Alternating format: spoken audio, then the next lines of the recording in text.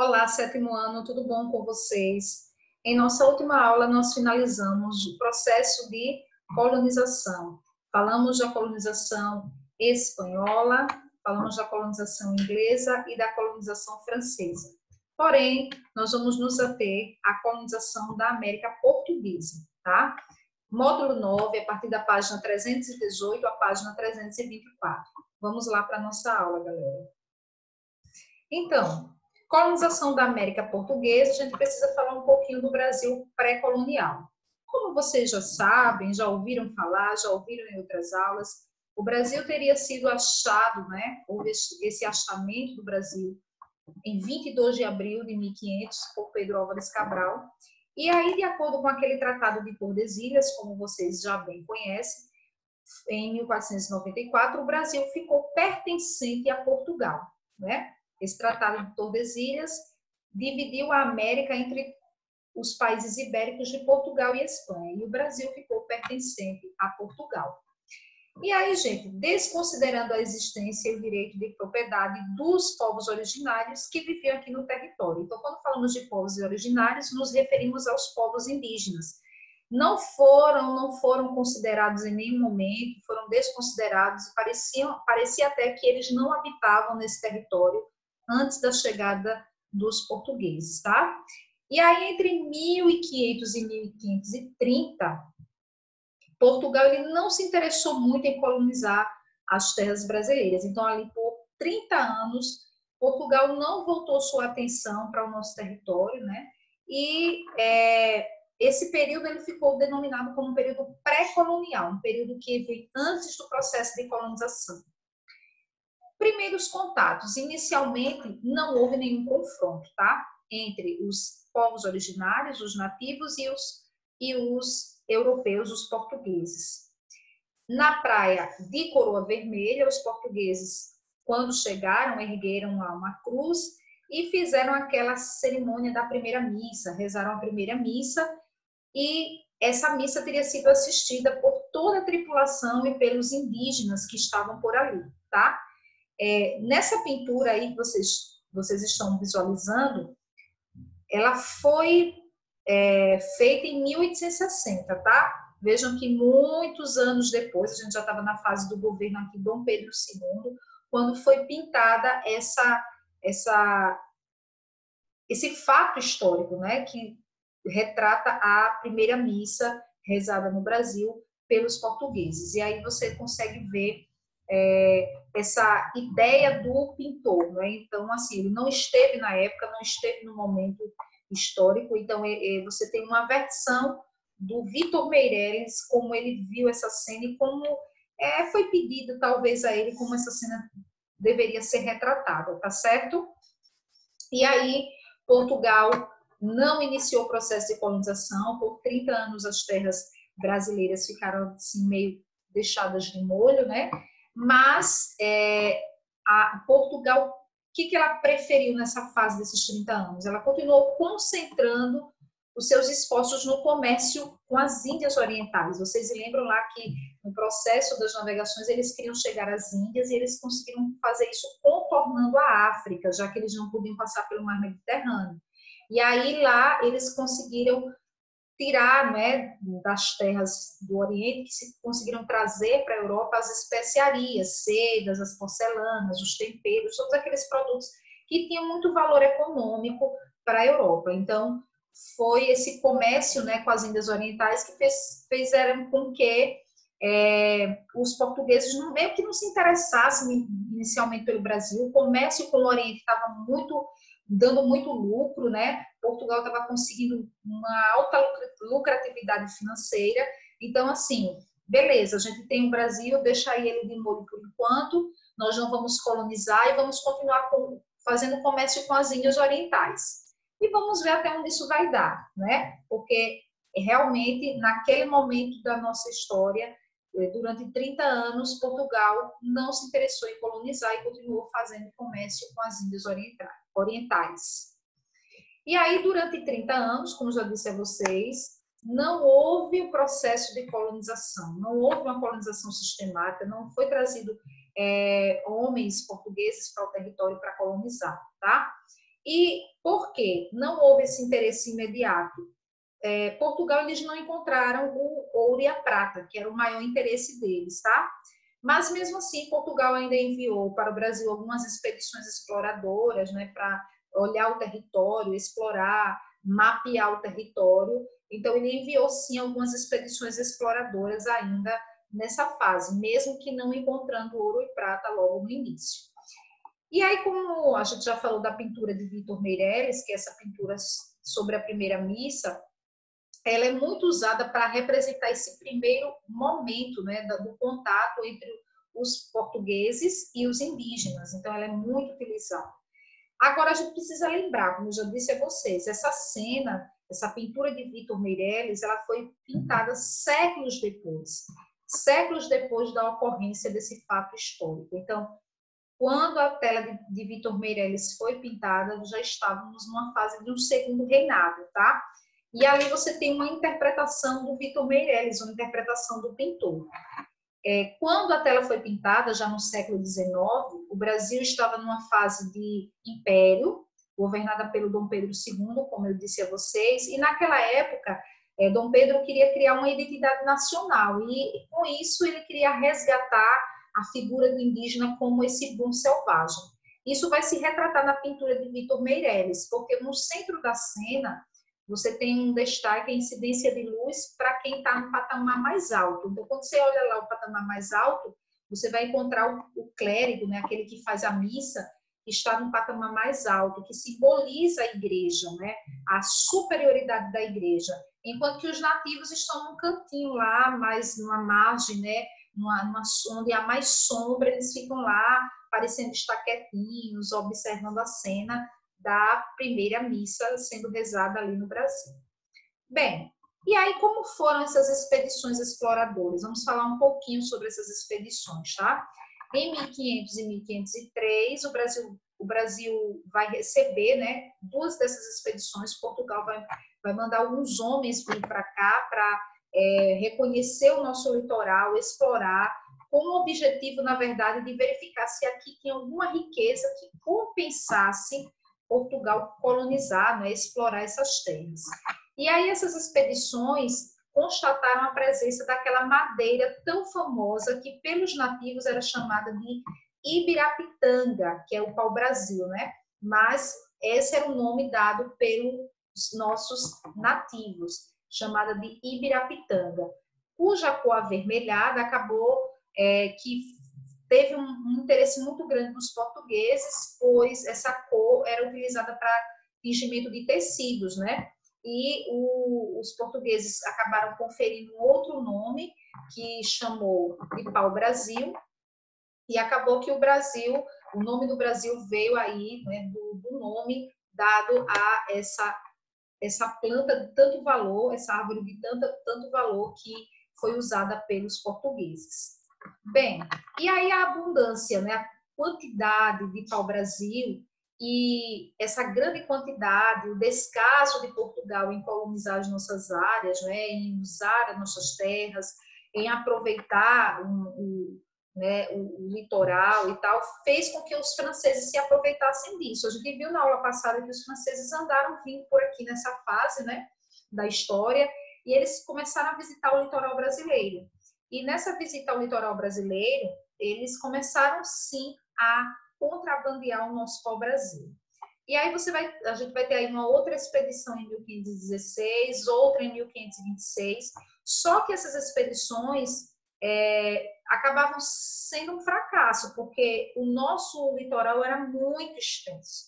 É muito extenso, né? Não é muito extenso. E aí esse litoral muito extenso fazia com que essas expedições não conseguissem alcançar todo o nosso litoral. E havia também um intervalo muito longo entre uma expedição e outra, né? Então, uma expedição ocorria, a outra ocorria só muitos anos depois, então, como a gente está vendo aqui, e isso não preocupou, né, os franceses, que se aproveitaram dessa situação aí e continuaram explorando a nossa costa brasileira, retirando o nosso pau-brasil. E essa extração, a extração e o transporte da árvore, né, do pau-brasil até o navio, era feita pelos próprios nativos, pelos próprios indígenas. e eles recebiam objetos em troca, como espelho, pentes, contas coloridas que vinham lá da Europa. Essa relação a gente conhece muito bem como escambo, né? A relação de troca. A exploração dessa madeira era considerada, na verdade, um monopólio do rei. Só o rei podia explorar, mas ele também poderia escolher pessoas, né, que tivessem essa autorização real. Então, assim, a exploração só podia ser realizada por pessoas que tivessem a autorização do rei. Por isso que era um monopólio real, tá? Era um monopólio do rei. Então, quem teve essa autorização, primeiro a conseguir essa autorização para explorar o pau-brasil foi o português Fernando de Noronha, tá? E aí, foi Fernando de Noronha que, para armazenar as toras de madeira, ele acabou construindo as feitorias. As feitorias eram aqueles armazéns que os indígenas acabavam levando, né, para esses armazéns. Então, eram armazéns fortificados. E esses armazéns foram construídos ao longo de toda a costa brasileira para armazenar o pau-brasil. E aí, gente, isso promove também uma forte destruição da nossa Mata Atlântica, tá? E quase também levou à destruição total, à extinção total do pau-brasil. Então, foi aqui, nessa fase da nossa história, que a nossa Mata Atlântica começa a ser destruída. Em uma segunda fase da nossa história, a Mata Atlântica também passa a ser destruída com o plantio do café, tá? Isso realmente foi uma situação bem grave quando a nossa mata começa a ser destruída. Então, aqui você tem algumas feitorias ao longo do litoral, né? Feitoria de Todos os Santos, Feitoria de Pernambuco, Feitoria de Santo Aleixo. Então, essas são as principais feitorias brasileiras durante o período pré-colonial. Então, como não houve essa colonização inicial, né, como eu já disse a vocês, os franceses aproveitavam essas brechas para continuar explorando toda a costa brasileira. E eles começaram também a fundar algumas feitorias e começaram a se aliar a algumas tribos indígenas, né, para continuar tirando o pau-brasil. Então, você tinha tribos indígenas que estavam aliados aos portugueses e tribos aliadas aos franceses, e acabava que algumas tribos auxiliavam os franceses a contrabandear o nosso pau-brasil. A organização político-administrativa. Bem, com o tempo, gente, o que vai acontecer? O comércio das especiarias, vocês viram que por 30 anos Portugal não se interessou muito em colonizar o Brasil. Por quê? Eles faziam comércio, né, com as Índias Orientais.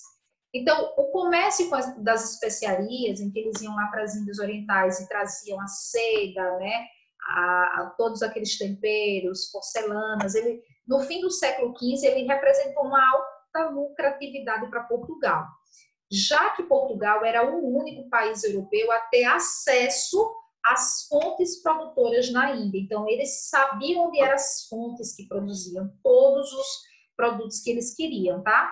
No entanto, mesmo com tanto lucro e os investimentos que os portugueses faziam para, né, conseguir fazer esse comércio eram muito altos, tá? Então, assim, eles precisavam de navios bons, seguros, uma tripulação experiente, eles precisavam de muito mantimento, eles precisavam de armas para a viagem. Então, apesar de ter uma alta lucratividade, eles também gastavam muito para fazer esse comércio. E aí, nessa época, a Inglaterra, a França e a Holanda também se lançaram nas navegações ultramarinas, no Atlântico, em direção às Américas, à África e à Ásia. Olha só. Aí, aos poucos, Portugal foi perdendo aquele monopólio, porque Portugal sabia onde eram as fontes produtoras, porém, quando esses outros países começaram a entrar no processo de navegação, eles também conseguiram ir atrás dessas fontes produtoras, né? E acabou prejudicando e diminuindo esse lucro que Portugal tinha, né, com o comércio com as Índias Orientais. Além disso, as dívidas dos portugueses começaram a se acumular e os franceses ameaçavam a terra americana, ameaçavam o território que eles haviam conquistado, onde eles haviam desembarcado, né, porque eles também contestavam o Tratado de Tordesilhas, conforme a gente viu na aula passada. Eles não aceitaram o Tratado de Tordesilhas, que dividiu a América só para Portugal e Espanha. Então, eles não aceitaram isso.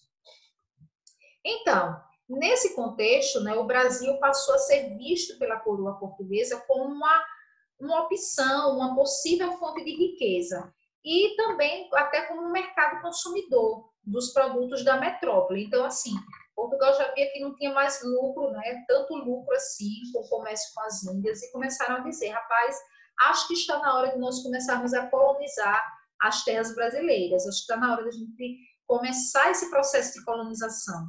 Porque a França já não reconhece o Tratado de Tordesilhas, a gente pode perder o nosso território. Então, a gente vai em busca de riquezas no território do Brasil e aí leva os produtos, né, para que o mercado, ali a colônia possa consumir os produtos de Portugal, os produtos da metrópole. Bem, e aí nesse cenário, a coroa portuguesa decide iniciar a colonização das terras brasileiras, começa a colonizar e envia, em 1530, o Martim Afonso de Souza para começar esse processo de expedição colonizadora. Finalmente, 30 anos depois, Portugal começa a colonizar o Brasil. E aí, a primeira função dele era expulsar definitivamente esses franceses que estavam vindo para roubar o nosso pau-brasil no litoral. E verificar também as riquezas que Portugal podia explorar, tá? Então, ele tinha que explorar o litoral do Amazonas até a Foz do Prata, né? E fundar também colônias por aqui. Então, assim, Martim Afonso tinha muitas obrigações. Ele veio para cá para expulsar os franceses, encontrar riquezas, explorar o litoral do Amazonas. Então, assim, foi muita coisa, tá? Mas ele veio com essa função. Porém, no início, os portugueses não encontraram os tais metais preciosos e eles optaram a iniciar o processo de agricultura. E aí eles perceberam que a terra era fértil e disseram, então, vamos escolher um produto e nesse produto a gente vai aí explorando o nosso território, o território que pertence a nós, e aí eles começaram a plantar a cana-de-açúcar, né, que também é uma planta já que era conhecida por eles, e eles perceberam que se adaptava muito bem ao clima brasileiro. E o açúcar era um produto que era raro lá na Europa, custava caro, e eles perceberam que esse consumo do açúcar estava em muita ascensão, muita gente estava comprando açúcar, então eles perceberam que poderia realmente vender muito açúcar na Europa, produzindo esse açúcar aqui no Brasil.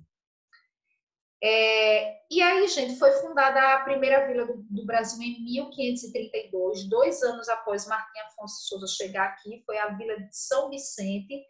Nesse local teve início realmente o plantio da cultura canavieira.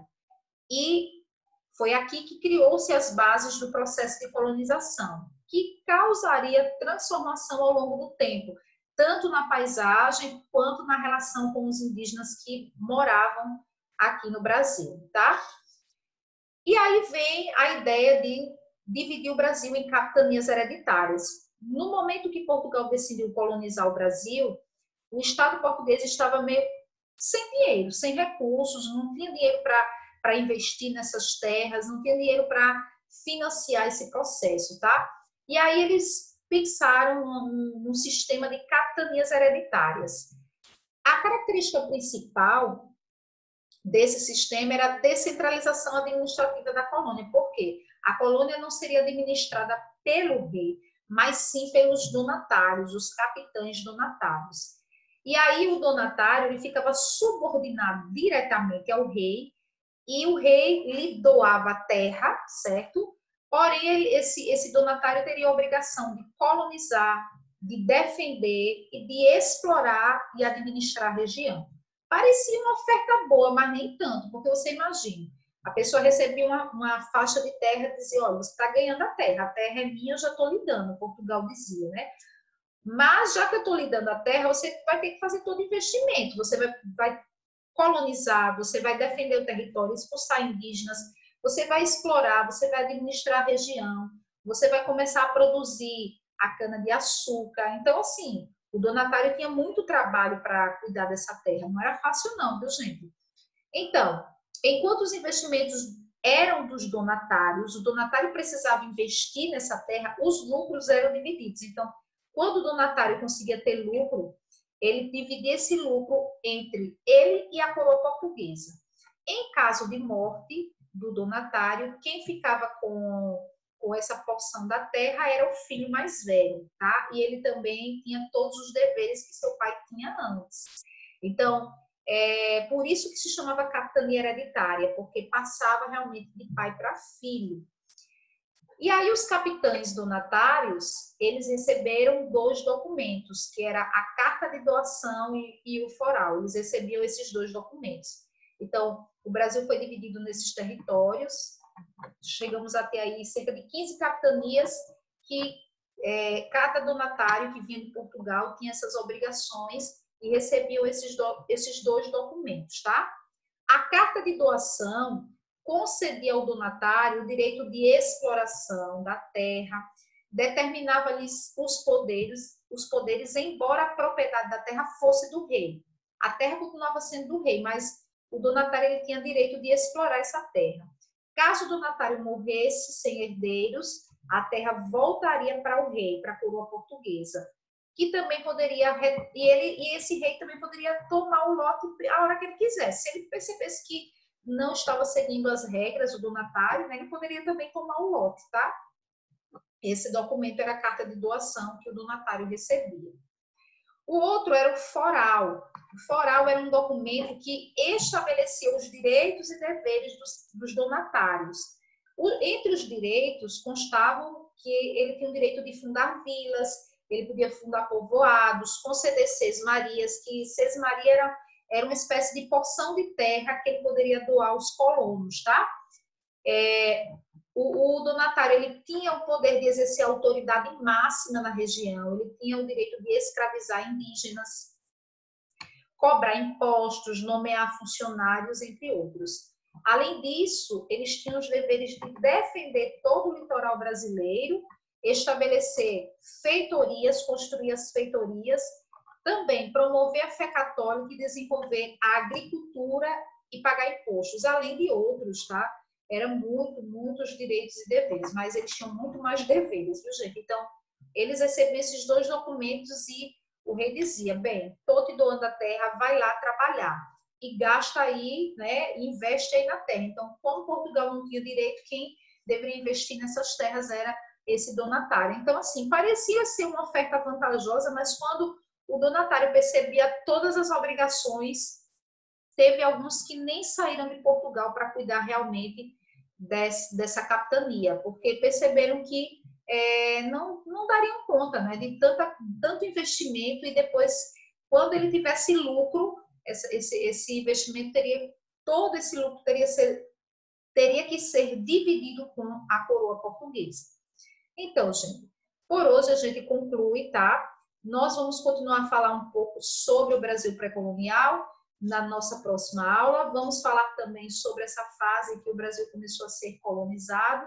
Vamos mostrar mais detalhes do mapa das capitanias hereditárias, qual a capitania que teve sucesso, quais as que não tiveram sucesso e acabaram, né, abandonadas, outras nem foram habitadas pelos donatários. Falaremos mais detalhes sobre como ficou essa organização administrativa do Brasil depois que as capitanias não deram muito certo, tá bom? É isso, galerinha. Agradeço a participação de vocês. Vamos lá para a plataforma agora fazer as atividades e bons estudos para vocês, tá? Tchau, tchau. Forte abraço.